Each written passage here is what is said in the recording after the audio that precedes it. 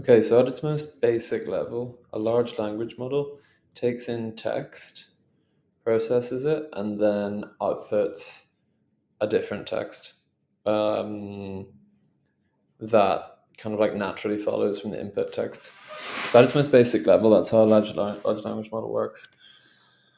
If we go level up, we can see, okay, the input text is actually tokenized, which means it's split into it's kind of like split into little chunks, which are called tokens.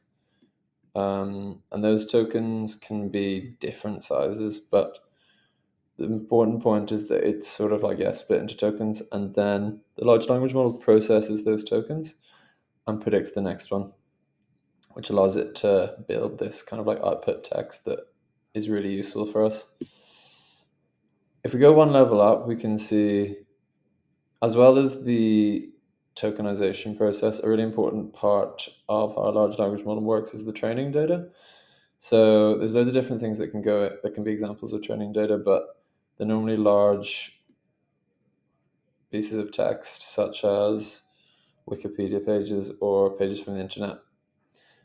Um, and that data is used to actually train the model so that it can do this processing. And one of the bits of the architecture, which is quite important, is called the attention mechanism. And this is where the large language model can um, pay attention to some words more than others, and kind of decide that some words are more important than others in processing the text. And using that attention mechanism, it helps the model to predict the next word. We can go one level up and see that once we've tokenized the input text, that's then embedded as a vector. So a vector is, it's kind of like an array of numbers that represents the meaning of a word.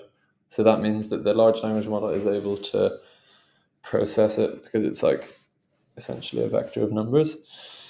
Um, and as we said before, the training data is really important. And then we also have these parameters which will inform how the large language model is trained. So, like, learning rate is an example, which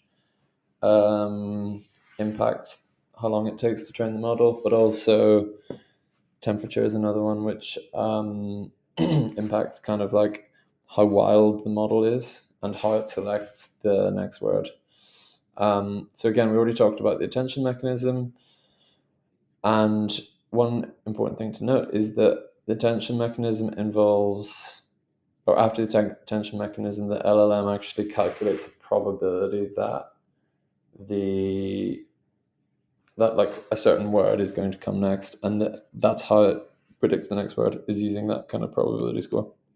We can go one level up again, and we see that the vectors are processed in neural network layers.